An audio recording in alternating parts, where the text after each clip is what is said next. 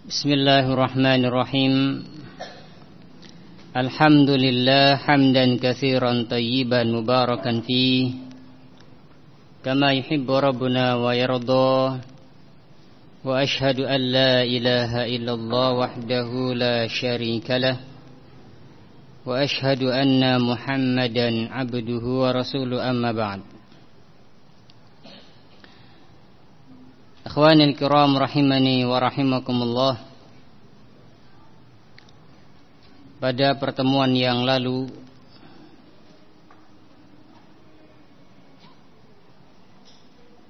kita sempat membahas tentang asbabur rizq, sebab-sebab yang mendatangkan rizki.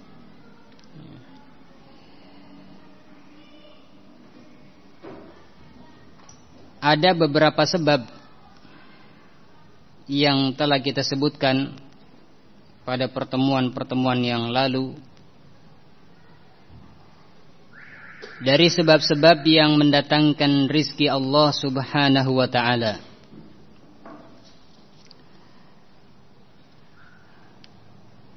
Faman yadhkur lana hadhil asbab,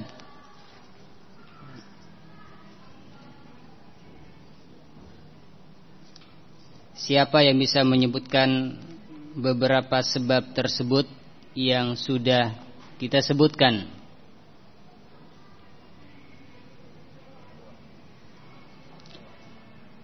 Al-awwal, yang pertama adalah taqwallah, bertakwa kepada Allah subhanahu wa ta'ala. Ini sebab yang mendatangkan rizki.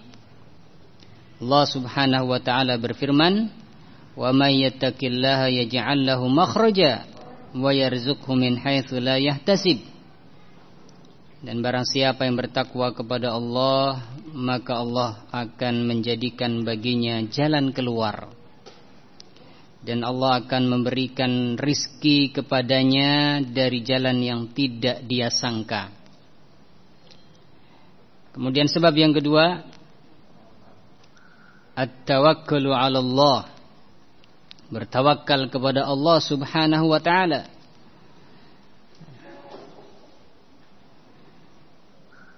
Allah subhanahu wa ta'ala berfirman, wa may yatawakkal 'ala Allahi fahuwa hasbuh. Dan barang siapa yang bertawakal kepada Allah, maka Allah akan mencukupinya.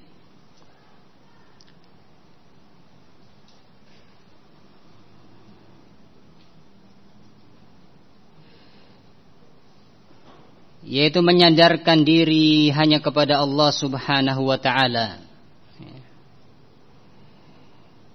dengan disertai melakukan sebab atau perbuatan atau aktivitas untuk mendapatkannya, kemudian menyandarkan hasilnya hanya kepada Allah subhanahu wa ta'ala. Kemudian di antara sebab yang mendatangkan rizki Allah subhanahu wa ta'ala adalah al-istighfar, banyak meminta ampun kepada Allah subhanahu wa ta'ala. Hal ini ditunjukkan oleh firman Allah subhanahu wa ta'ala, faqultu astaghfiru rabbakum innahu kana ghaffara yursilis samaa'a 'alaikum midrara wa yumdidkum bi amwali wa banin wa yaj'al lakum jannati wa yaj'al lakum anhara. Nuh alaihi salatu wassalam berkata kepada kaumnya, istaghfiru rabbakum, minta ampunlah kepada Rabb kalian, karena sesungguhnya Allah subhanahu wa ta'ala maha pengampun. Dan niscaya Allah subhanahu wa ta'ala akan menurunkan hujan dari langit untuk kalian. Dan niscaya Allah subhanahu wa ta'ala akan memperbanyak anak-anak dan harta kalian. Dan Allah subhanahu wa ta'ala akan menjadikan untuk kalian kebun-kebun dan juga sungai-sungai yang mengalir di antara kebun-kebun tersebut. Ini menunjukkan bahwasanya istighfar, meminta ampun kepada Allah, mendatangkan rizki. Kemudian sebab yang berikutnya adalah belum. Baru 3 yang disebutkan. Sebab yang berikutnya adalah at-taubah. Bertaubat kepada Allah Subhanahu wa ta'ala dengan memenuhi syurutuha, dengan memenuhi syarat-syarat taubat. Ikhlas karena Allah Subhanahu wa ta'ala. Langsung berhenti dari perbuatan kemaksiatan tersebut, menyesali perbuatan maksiat tersebut, dan bertekad kuat untuk tidak mengulanginya. Kalau berkaitan dengan hak seorang hamba, maka dia meminta halal kepada hamba tersebut atas hak yang telah dia langgar. Taubat yang benar akan mendatangkan rizki Allah Subhanahu wa ta'ala.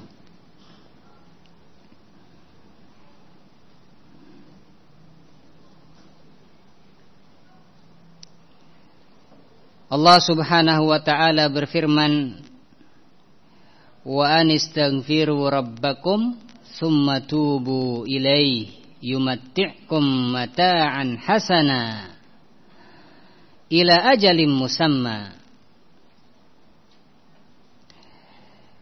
Dan mintalah ampun kepada Rabb kalian, kemudian bertaubatlah kepadanya, kembali kepada Allah Subhanahu wa ta'ala. Maka niscaya Allah Subhanahu wa ta'ala akan memberikan kepada kalian mata'an hasana, pemberian yang baik. Dan pemberian yang baik ini adalah rizki Allah Subhanahu wa ta'ala. Ila ajali musamma, sampai pada waktu yang telah Allah Subhanahu wa ta'ala tetapkan. Ini menunjukkan bertaubat kepada Allah akan mendatangkan mata'an hasana, pemberian yang baik, anugerah yang baik dari Allah Subhanahu wa ta'ala, yaitu rizki Allah, sampai pada waktu yang telah Allah Subhanahu wa ta'ala tetapkan.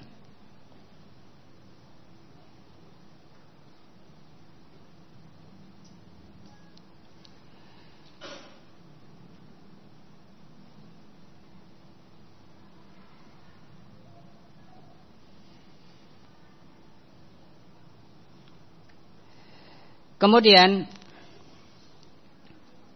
di antara sebab-sebab yang mendatangkan rizki Allah Subhanahu wa ta'ala juga adalah menerapkan syariat Allah Subhanahu wa ta'ala dalam diri kita.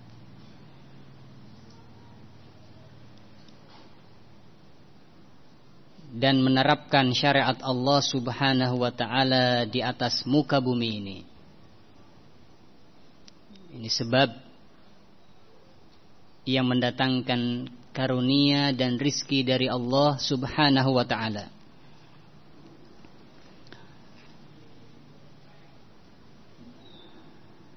Sebagaimana yang Allah Subhanahu wa ta'ala firmankan tentang ahlul kitab, orang-orang Yahud dan Nasara. Allah berfirman, walau annahum aqamut Taurah wal Injil wa ma unzila ilaihim min rabbihim la akalu min fawqihim wa min tahti arjulihim.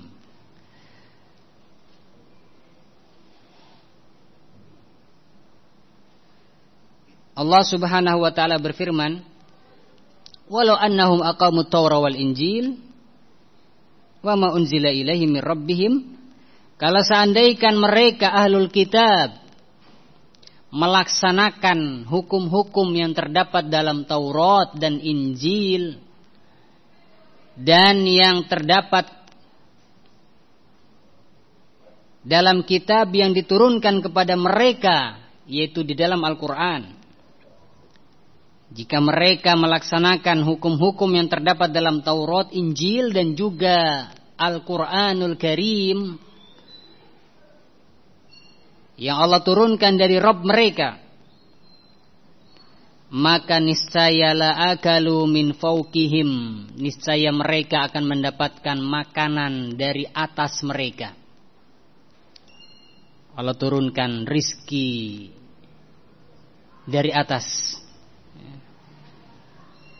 dengan menurunkan hujan yang membawa rahmat,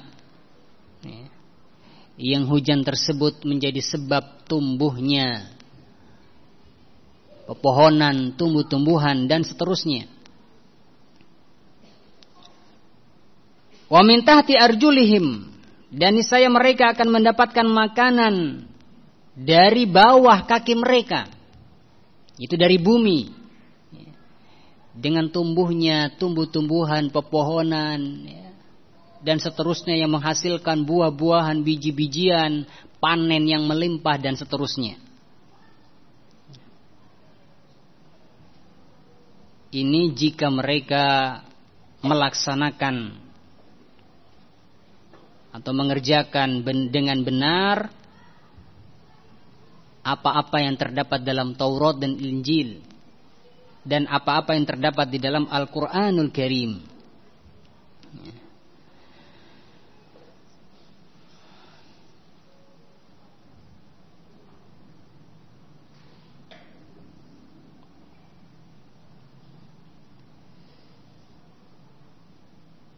Maka ayat ini menunjukkan bahwa tatbik syariatillah, menerapkan syariat-syariat Allah Subhanahu wa ta'ala, ini sebab yang mendatangkan rizki. Dikatakan dalam ayat tadi, seandainya mereka itu ahlul kitab, mengamalkan Taurat atau Injil dan Al-Quran, maka niscaya mereka akan mendapatkan rizki dari atas dan dari bawah.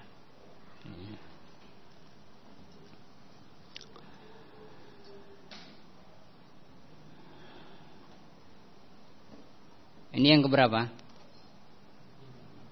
Kelima. Wa min asbabi rizq, yang berikutnya termasuk daripada sebab-sebab yang mendatangkan rizki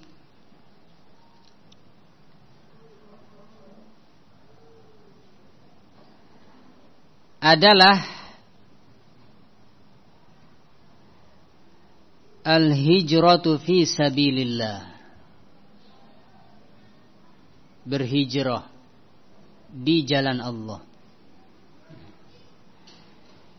Dan makna hijrah adalah berpindah dari negeri kafir ke negeri muslim, berpindah dari negeri kekufuran menuju ke negeri Islam. Hadza huwal hijrah, seperti hijrahnya para sahabat dari Mekkah ke Madinah. Yang Mekkah ketika itu adalah negeri yang penuh dengan kesyirikan, yang sulit untuk menerapkan syariat-syariat Allah, sulit untuk menegakkan peribadahan kepada Allah, sulit untuk menegakkan syiar-syiar Allah Subhanahu wa ta'ala. Sehingga disyariatkan ketika itu hijrah dari Makkah ke Madinah.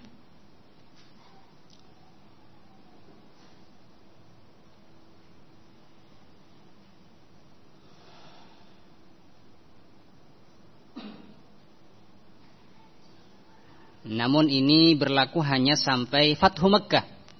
Ya. Adapun setelah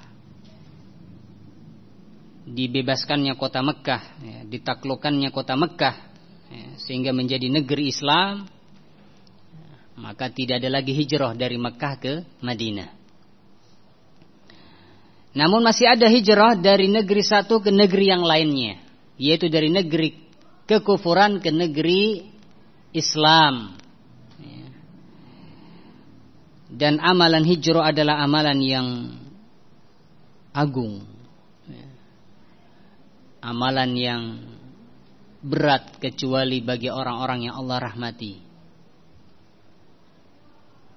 Amalan yang agung ini dicontohkan oleh Rasulullah SAW dalam sebuah hadis, atau menjadi contoh, ya, suatu amalan dalam sebuah hadis. Itu dalam hadis apa? Ya? Innamal a'malu binniyat wa innamal likulli imri'in ma nawa. Faman kanat hijratuhu ilallahi wa rasulih fa hijratuhu ilallahi wa rasulih. Sesungguhnya amalan-amalan tergantung niatnya, dan setiap orang akan mendapatkan sesuai dengan apa yang dia niatkan. Maka barang siapa yang hijrahnya karena Allah dan Rasulnya, maka hijrahnya adalah kepada Allah dan Rasulnya. Rasulullah mencontohkan amalan dari berbagai amalan yang ada, Allah contohkan dengan amalan hijrah. Ya, dalam hadis ini, hadis yang mulia ini tentang niat, menunjukkan mulianya amalan hijrah, besarnya pahala hijrah. Ya.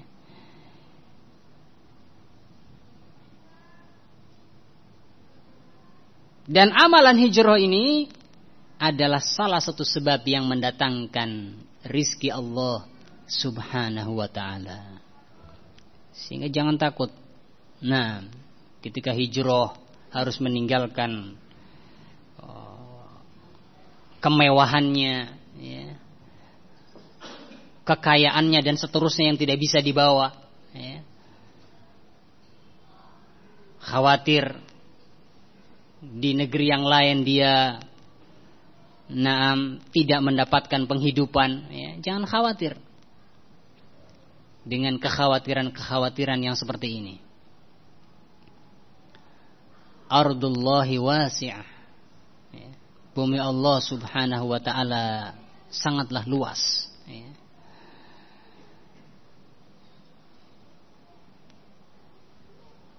Dan hijrah di jalan Allah Subhanahu wa ta'ala sebab yang mendatangkan rizki Allah, sebagaimana yang Allah Subhanahu wa ta'ala tegaskan di dalam surat An-Nisa ayat yang ke-100.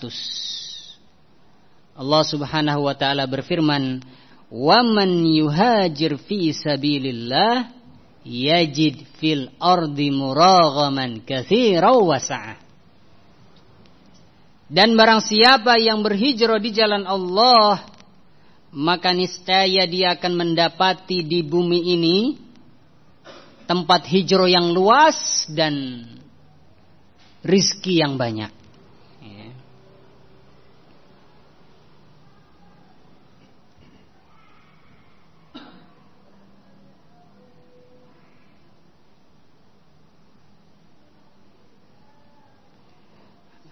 Allah janjikan orang yang berhijrah di jalan Allah, maka dia akan mendapatkan tempat hijrah yang luas, ya. Mendapatkan kelapangan, ya. Dan juga mendapatkan rizki yang banyak, ya.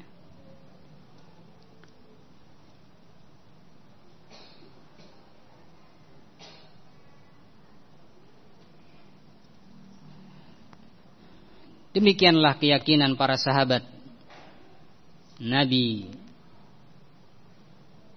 radhiyallahu ta'ala anhum ajma'in ketika mereka mendapatkan perintah untuk hijrah dari Mekah ke Madinah, ya, maka yang ada adalah sami'na wa ata'na. Kami mendengar dan taat, segera melakukan hijrah, ya, melaksanakan perintah Allah Subhanahu wa ta'ala dan Rasulnya, berhijrah, ya. tidak takut nanti di sana bagaimana, ya. Khawatir nggak betah atau yang semisalnya lah, ya. Khawatir akan mendapatkan kesulitan, kesusahan, ya, di tempat yang asing lah.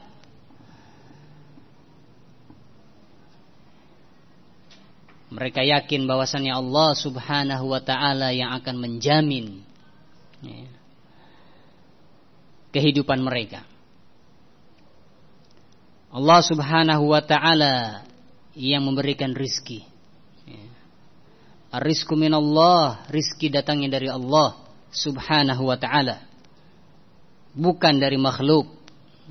Adapun makhluk hanya sekedar perantara, ya. Adapun yang memberikan rizki, ya, secara hakiki adalah Allah Subhanahu wa ta'ala, sehingga seorang hamba tidak seyogianya untuk takut miskin, fakir atau yang semisalnya ketika melakukan hijrah di jalan Allah Subhanahu wa ta'ala.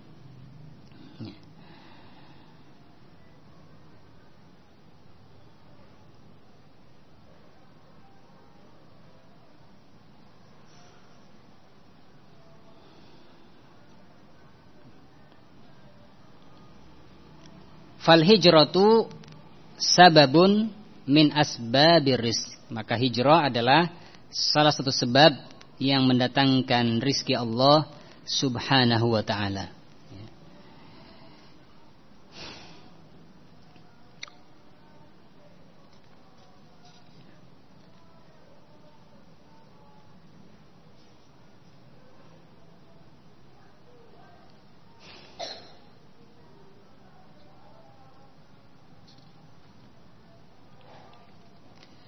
Kemudian sebab yang berikutnya,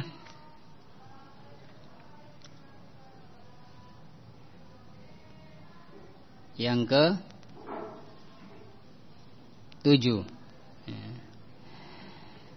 di antara sebab yang mendatangkan rizki Allah Subhanahu wa ta'ala adalah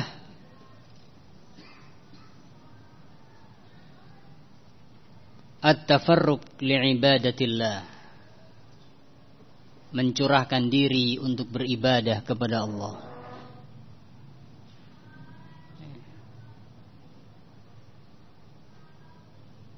Menfokuskan diri untuk beribadah kepada Allah Azza wa Jalla. Ini sebab yang mendatangkan rizki Allah. Apakah maknanya? Makna mencurahkan diri untuk beribadah kepada Allah kemudian kita meninggalkan pencarian ma'isyah, meninggalkan pekerjaan, ya, yang mendatangkan ma'isyah, ya. Kalla, bukan ini yang dimaksud. Bukanlah yang dimaksud dengan memfokuskan diri, mencurahkan diri untuk beribadah kepada Allah adalah meninggalkan pekerjaan lah. Akan tetapi yang dimaksud dengan mencurahkan diri untuk beribadah kepada Allah Subhanahu wa ta'ala adalah menfokuskan hatinya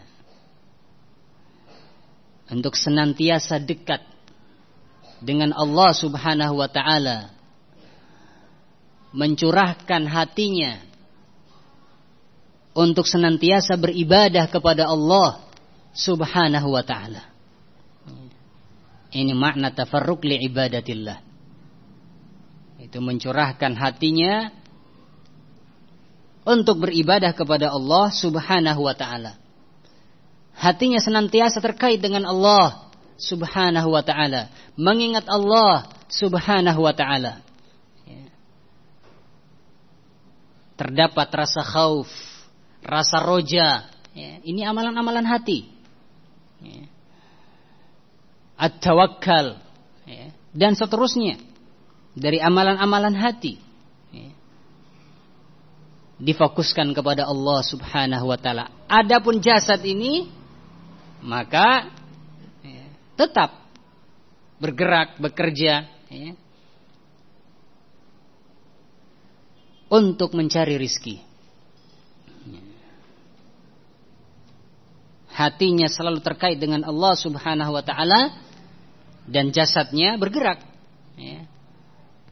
litolabil rizq, untuk mencari rizki Allah Subhanahu wa taala, bekerja mencari ma'isyah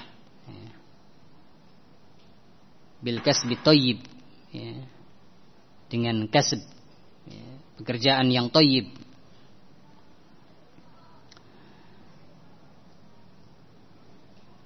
Sehingga orang yang seperti ini pekerjaannya, aktivitasnya tidak melalaikan hatinya untuk senantiasa terkait dengan Allah Subhanahu wa taala.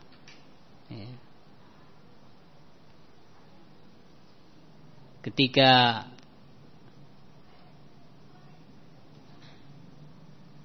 dia tergoda dengan suatu pelanggaran, kemaksiatan dan dosa dan yang lainnya, maka dia takut sehingga tidak jadi.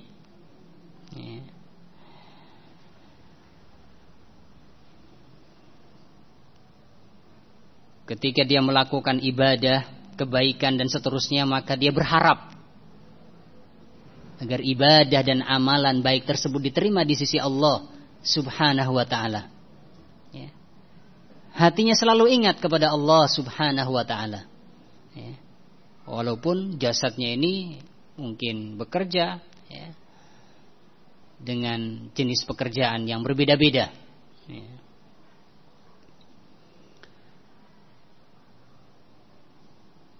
Sehingga orang seperti ini pekerjaannya, aktivitasnya tidak melalaikan dia dari ibadah kepada Allah, tidak melalaikan dia dari akhirat Allah Subhanahu wa ta'ala. Bahkan pekerjaan yang dia lakukan adalah pekerjaan yang bernilai ibadah, karena apa yang dia lakukan, pekerjaan yang dia lakukan diniatkan untuk suatu niat yang mulia, niat untuk memenuhi kewajiban memberi nafkah kepada keluarga, atau dengan niat supaya bisa mendapatkan rizki, makanan dan seterusnya, sehingga dia bisa menyantapnya, sehingga dia akan dapat beribadah kepada Allah Subhanahu wa ta'ala dengan baik. Ketika telah mendapatkan makanan, minuman, kemudian menghasilkan kekuatan badan, maka kekuatan badannya digunakan untuk beribadah kepada Allah. Atau dia niatkan dari pekerjaan tersebut hasilnya digunakan untuk bersedekah, atau dia niatkan untuk membeli pakaian yang digunakan untuk menutup auratnya ketika sholat, dan seterusnya, dari berbagai macam niat-niat yang mulia, sehingga pekerjaan yang dia lakukan bernilai ibadah di sisi Allah Subhanahu wa ta'ala.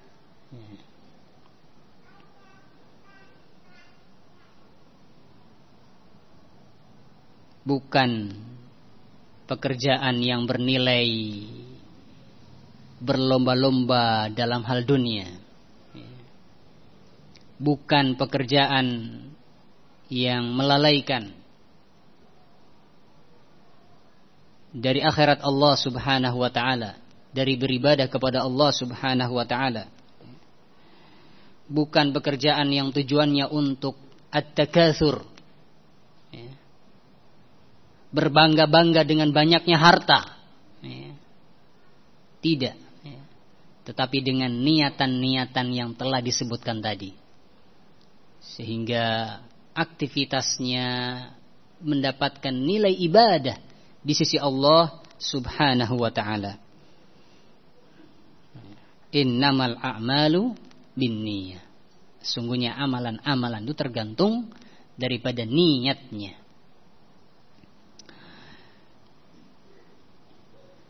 Fatafarruq li'ibadatillah min asbabi rizq, maka mencurahkan diri untuk beribadah kepada Allah ini termasuk daripada sebab-sebab rizki. Diriwayatkan dalam Sunan Ibnu Majah dari sahabat Abu Hurairah radhiyallahu taala anhu bahwasannya Nabi sallallahu alaihi wasallam bersabda, "Innallaha ta'ala yaqul," sesungguhnya Allah Subhanahu wa taala berfirman, hadis qudsi. Allah berfirman, "Ya bani Adam tafarraq li'ibadati amla sadraka ghina wa asud faqrak wa illa taf'al mala'tu yadaka syughla wa lam asud faqrak." Kata Allah Subhanahu wa taala, "Wahai ibnu Adam, wahai anak Adam, curahkanlah dirimu untuk beribadah kepadaku. Maka niscaya aku akan memenuhi dadamu dengan kekayaan. Aku akan memenuhi dadamu dengan rasa kaya, rasa cukup. Wa asuddu faqrak, dan niscaya aku akan menutup kefakiranmu. Wa illa taf'al, dan kalau engkau tidak melakukan ini, tidak bertafarruq untuk beribadah kepada Allah, mala'tu yadaka syughla, maka aku akan penuhi tanganmu dengan kesibukan-kesibukan. Walam asudda faqrak, dan aku tidak akan menutup kefakiranmu. Selalu merasa kurang.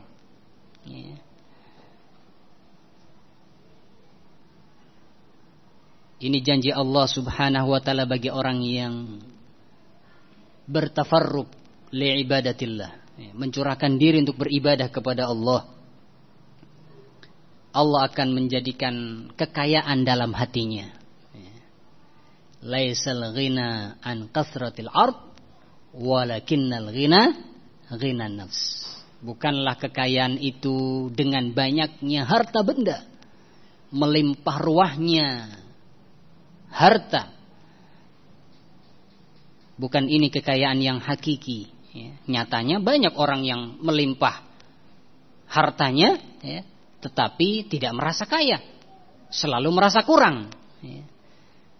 Sehingga benar apa yang dikatakan Nabi sallallahu alaihi wasallam, laisal ghina an kasratil ard, bukanlah kekayaan dengan banyaknya harta benda, walakinnal ghina ghina nafs, akan tetapi kekayaan yang hakiki adalah dengan kaya hati.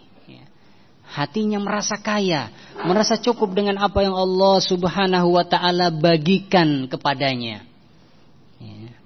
Bersyukur dengan apa yang Allah Subhanahu wa taala bagikan kepadanya. Ini orang yang kaya dengan kekayaan yang hakiki.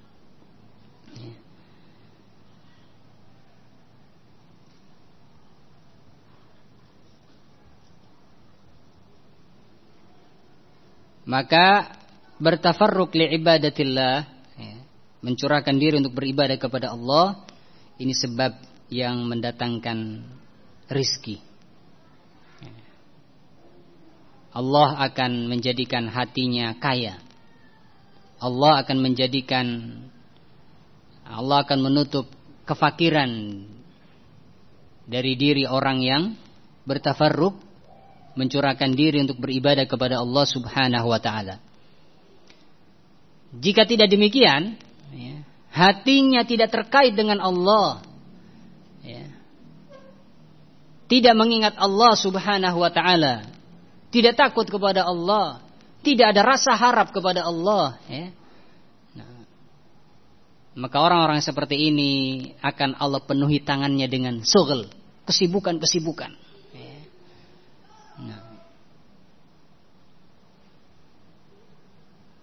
Dan Allah Subhanahu wa taala tidak akan menutup kefakiran dari hatinya.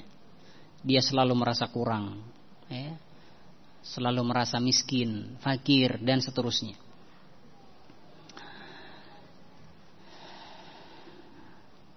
Maka hadis ini, hadis yang disahihkan oleh Syekh Albani rahimahullahu taala, menunjukkan kepada kita bahwasanya bertafarruq untuk beribadah kepada Allah adalah salah satu sebab yang mendatangkan rezeki. Namun seperti yang kita sebutkan tadi, makna mencurahkan diri untuk beribadah itu bukan meninggalkan pekerjaan.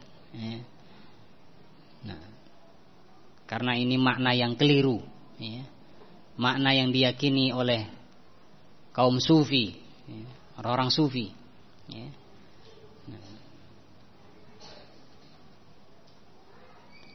Yang mereka meninggalkan sebab-sebab pekerjaan dan yang lainnya,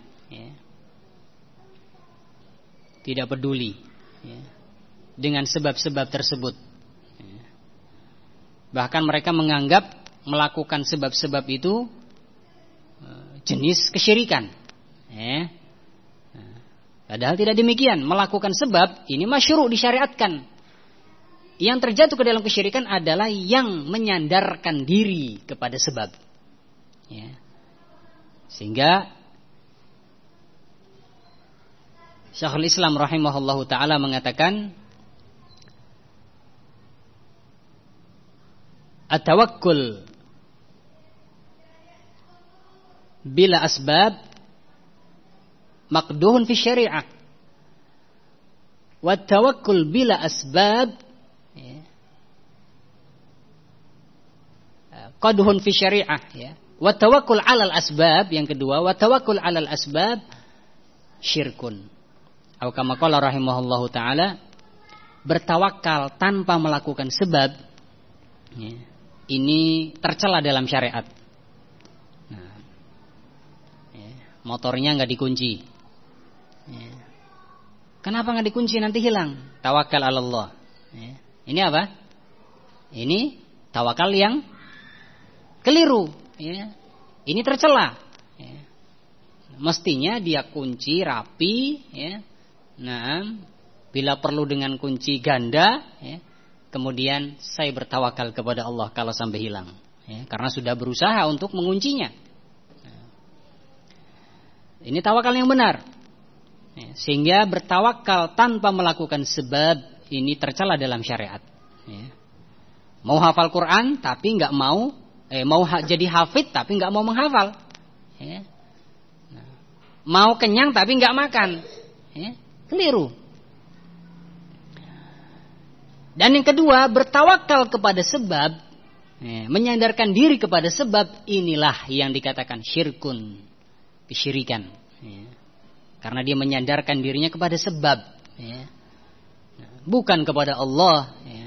Mestinya dia sandarkan dirinya kepada Allah subhanahu wa ta'ala.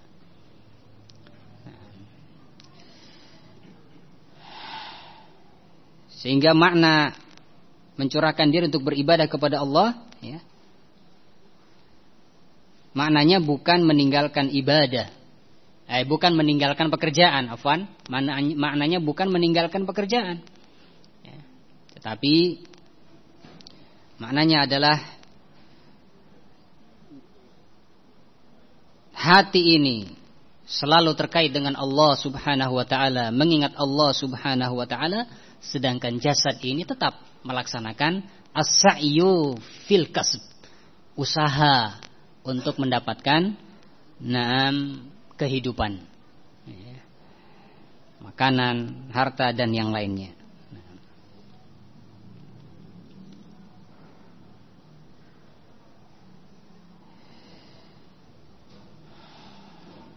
Maka keliru mereka yang berpemahaman bahwasannya bertawakal itu adalah dengan meninggalkan sebab. Sehingga ketika dikatakan, kenapa kamu keluar 40 hari, istrimu ditinggal, tawakal Allah. Jawabannya mantap. Orang kafir aja dikasih makan, apalagi istri saya muslimah di rumah. Mantap jawabannya. Akan tetapi salah menerapkan, salah menempatkan ucapannya. Yang mestinya seseorang melakukan sebab-sebabnya. Dia menyandarkan dirinya kepada Allah subhanahu wa ta'ala, kemudian melaksanakan sebab-sebabnya, hasilnya diserahkan kepada Allah Subhanahu wa taala. Sehingga makna mencurahkan diri untuk beribadah kepada Allah bukan berarti meninggalkan pekerjaan atau ma'isyah. Tetap melaksanakan pekerjaan atau ma'isyah, bahkan pekerjaan dan ma'isyah tersebut akan bernilai ibadah dengan niat-niat yang telah kita sebutkan tadi.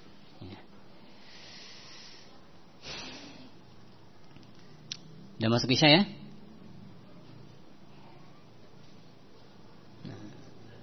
Sudah. Nah, taib. Telah kita sebutkan berapa poin? 7 poin dari asbabur rizq, sebab-sebab yang mendatangkan rezeki Allah Subhanahu wa taala. Masih tersisa beberapa sebab-sebab yang lain yang insyaallah akan kita lanjutkan pada pertemuan yang akan datang biiznillah taala. Nah, kurang lebihnya mohon maaf ya. Subhanakallah bihamdik asyhadu an la ilaha illa anta wa astaghfiruka wa atubu ilaik walhamdulillahi rabbil alamin.